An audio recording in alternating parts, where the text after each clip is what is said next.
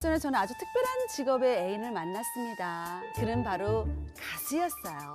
비록 아마추어였지만 자기가 직접 작사, 작곡도 할 줄 아는 실력 있는 남자였습니다.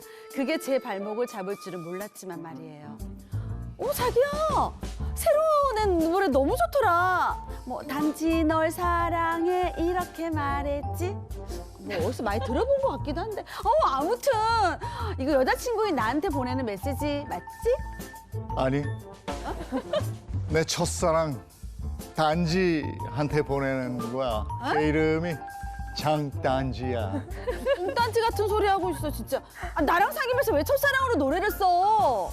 난 내 삶의 모든 경험을, 그런 영감을 풀어내려고 해. 예술인의 본능이랄까? 그럼 나 언제 등장하는데? 단지 이후에 4명을 더 만났으니까 말이야. 5번째? 5집쯤에 나오겠네. 5번째 5집? 야 됐거든. 빈정상에서 진짜 같이 못 만나겠다. 야 헤어져. 그렇게 전 남친이랑 안 좋게 헤어졌습니다. 근데 이별에 대한 후폭풍이 이상한 곳에서도 몰려왔습니다. 전 남친이 이제 제 얘기로 이별 노래를 쓰기 시작한 겁니다. 야야 수림아, 응? 근데 나 진짜 궁금한 게 하나 있어서 그러는데 너 자연미인이라더니 너 혹시 코 수술한 거 맞지? 네가 그걸 어떻게 알았어? 아이. 티나? 티나? 야 아니라 너 그 헤어진 남친이 너 가지고 가사를 썼던데? 가사 들어봐. 너의 눈도 코도 입도 그립다. 코는 의사 선생님이 만든 거지만 그래도 그립다. 이렇게 썼던데 네 얘기 아닐까? 야! 내 1급 비밀을 가지고 노래를 썼다고? 여러분 헤어진 게 언젠데 저와의 만남을 곱씹으면서 노래를 쓰는 전 남친. 이러다 전 국민이 제 얘기를 알게 생겼어요. 전 남친의 곡 작업을 막을 순 없을까요? 아하, 아 이거 진짜 황당한 일이네. 황당한 아, 일인데. 이거 구체적으로 진짜 너무하네. 어떻게 된 일입니까? 참. 네, 이 가수가 이 자신의 경험을 담아가지고 노래를 만들고 하면 이 네. 듣는 사람들은 굉장히 몰입도가 그렇죠. 높아지잖아요. 근데 네. 이런 행위가 누군가에게는 또 굉장히 고통을 준다고 하면 어떨까요? 이게 이 지난달 한 커뮤니티에 여성 A 씨가 올린 사연입니다. 이 A 씨는 래퍼라는 직업을 가진 B 씨와 사귀었다가 헤어졌는데 가사에 내 이야기가 4달째 적고 있다면서 어허. 괴로움을 토로했습니다. 정말. 이 헤어진 남자친구와 겹치는 지인이 많아서 자꾸 자신의 이야기를 쓰는 것이 신경 쓰인다는 겁니다. 두 사람의 연애가 얼마나 큰 여운을 남겼길래 4달째 같은 사람 얘기를 계속 가사를 쓰는 거예요. 그러니까 A 씨가 이 황당해하는 이유가 바로 이 B 씨와 고작 4일밖에 사귀지 않았다는 겁니다. A 씨의 주장에 따르면요, 이 B 씨는 태어나서 한 번도 연애를 해본 적 없는 모태솔로였는데 네. 이 마음이 맞지 않아서 헤어졌는데 네. 이 짧은 연애사가 영원히 가사로 남게 되었다는 겁니다. 썰어. A 씨는 심지어 이 초등학생이 쓴 시처럼 가사를 쓴다면서요, 이 내용조차 마음에 들지 않는다는 반응이었습니다. 아 이게 믿어지질 않네요. 4일을 만났는데 그 얘기로 4달이나 가사를 쓰고 있습니다. 이거 저 미치는 날 동안 거죠. 뭐 아니, 혹시 다른 사람에 대해서 쓴 건데 A 씨가 본인이라고 생각하는 거 아니에요? 그러니까 누리꾼도 사실 A 씨에게 비슷한 질문을 했습니다. 네. 이 래퍼가 만약에 래퍼에게 물어봤는데 글쓴이가 아니라 다른 사람이라고 할 수도 있지 않느냐 이렇게 질문을 한 건데 A 씨는요, 자신과 함께 갔던 장소가 정확히 나오기 때문에 발뺌하기는 어려울 거라고 답했다고 합니다. 그러면서 이 A 씨는 이 B 씨에게 연락을 해서 가사를 쓰지 말아달라, 이거 너무 싫다 이렇게 얘기를 할 수 있는지 궁금해했고요. 또 정신적 고통이 심해서 이 손해배상도 청구하고 싶다는 입장을 호소했습니다. 그러니까 가사에 A 씨랑 연애할 때 갔던 장소 정확하게 치킨집 옆에 반지하 거기 카페 정확하게 했겠죠. 그러니까 우리가 갔던 거기야. 오픈한 지 얼마 안 된 그 가게 이러면서 그럼 당연히 내 얘기라고 생각할 그러네. 거 아니에요. 그러네요. 난감하네. 그러니까 이게 찾아가서 이제 제발 그만해달라고 말리고 싶은 심정일 텐데 누리꾼들의 반응은 어때요? 사실 이 해당 게시글의 이 누리꾼의 반응은 굉장히 폭발적이었습니다. 이 한 누리꾼은요, 이 사골탕도 4일을 먹으면 못 먹는데 4달을 우리다니 하면서 상당히 의견을 냈고요. 또 연락하지 마라. 연락하면 그걸로 4년치 가사를 쓸 것이라면서 조언을 남기기도 했습니다. 또 한편 이 노래 가사를 쓰는 건 또 창작의 한 형태인데 이걸 당사자에게 꼭 허락을 받아야 되냐 하면서 의문을 품은 사람도 있었습니다. 아, 근데 4일 사귄 걸로 4달 동안 가사를 썼으니 괜히 이게 다시 연락했다가는 또 다른 주제를 던지는 거거든요. 이것도 못 하겠네요. 근데 우리가 제3자의 시선으로 이렇게 보니까 좀 다소 그 웃기는 해프닝적인 네. 상황으로 얘기를 하지만 본인이 전부 본인의 이게 다 노출이 된다고 생각하면 야, 이거 근데 직접 이거 어떻게 하면 좋을까요? 어떻게 당사자라면 어떻게 하겠어요? 아니 그러니까 그 사귀다가 좀 어쩔 수 없이 헤어져야 돼. 네. 그러니까 좋게 헤어졌어. 그러면 그 이제 가사를 막 썼다. 그러면 어떻게 보면 추억이잖아요. 그 용서할 수 있는데 좋지 않게 한 4일 만나고 이렇게 때려쳐 헤어졌는데 그 얘기가 막 나오면 저는 초상권 뭐 침해 이런 거 있잖아. 저작권료 뭐 이런 거 받을 수 네. 있지 않을까. 내 얘기니까.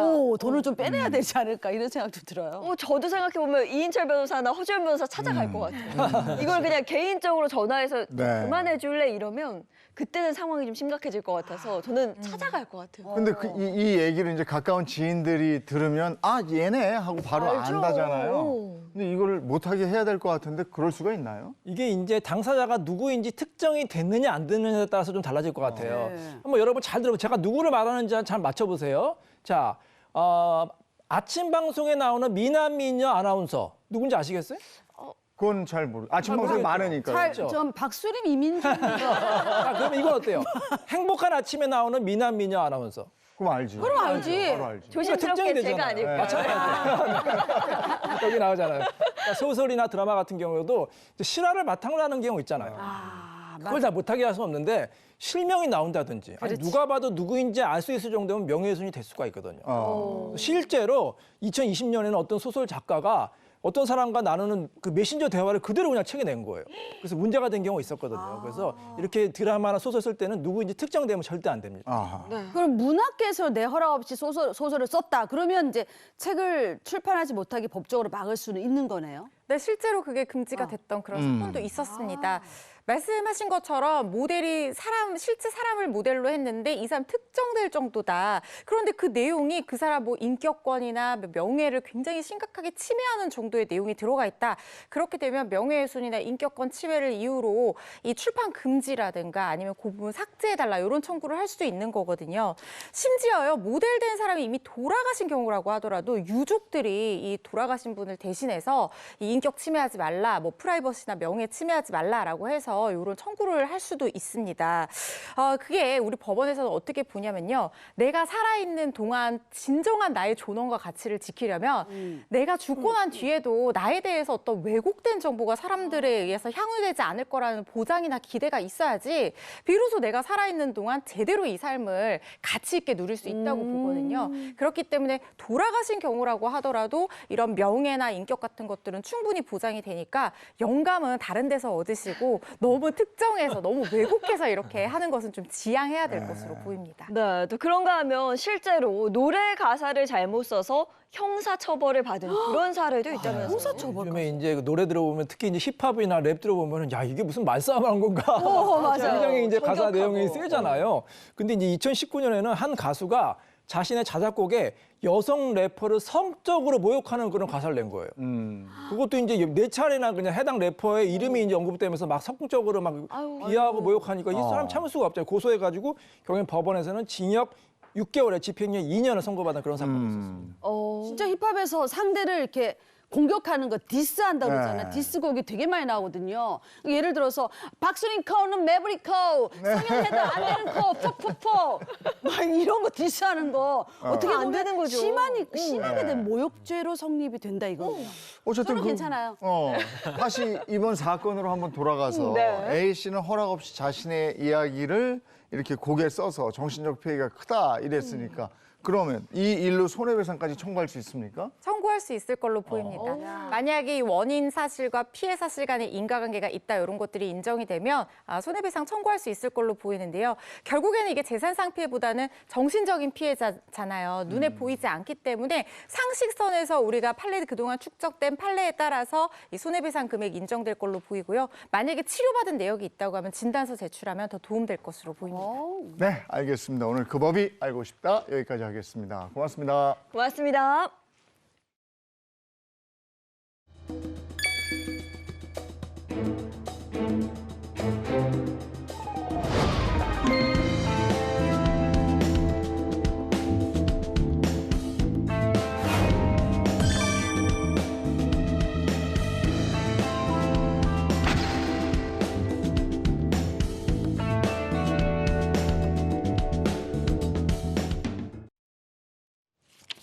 네, 이번에는 살면서 겪는 모든 고민을 속 시원하게 해결해드리는 상담소 시간인데 오늘은 특별한 시간을 또 준비해놨습니다. 네, 그렇습니다. 이혼과 관련해서 여러분의 고민을 자세히 듣기 위해서 오늘은 이인철 변호사와 함께 사랑과 이혼 상담소 시간을 준비했습니다.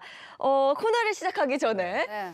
각오나 소감 한마디 듣고 싶습니다. 방송에는 꼭 두 가지가 있어야 된다고 봐요. 네. 하나는 뭐냐면 유익해야 된다. 그렇죠. 또 하나는 재밌어야 된다. 오늘도 유익하고 재밌게 해보겠습니다. 알겠습니다. 저는 이인철 변호사님께 궁금한 게 네. 본업인 변호사 일도 바쁘잖아요. 네. 방송 일도 하죠. 책도 쓰시죠. 네네. 그다음에 집에서 가사 일도 하시죠. 네. 너무 바빠. 네. 어떻게 다 소화해내세요? 해야죠. 열심히 해야죠. 방송하면서 이제 많이 도움이 되고 있고요. 특히 이제 공부를 하잖아요. 그리고 이제 가장 이제 보람된 게 뭐냐면 사람들이 방송을 듣고 많이 도움 받았다 이런 말이 가장 좋거든요. 그렇죠. 도움이 될 수 있도록 열심히 하겠습니다. 네, 알겠습니다. 자, 그럼 오늘 본격적으로 얘기 나눌 주제 네. 토론을 볼까요? 네, 얘기 한번 나눠보도록 하겠습니다. 오늘 상담소에서 이야기 나눌 주제는요. 이것 때문에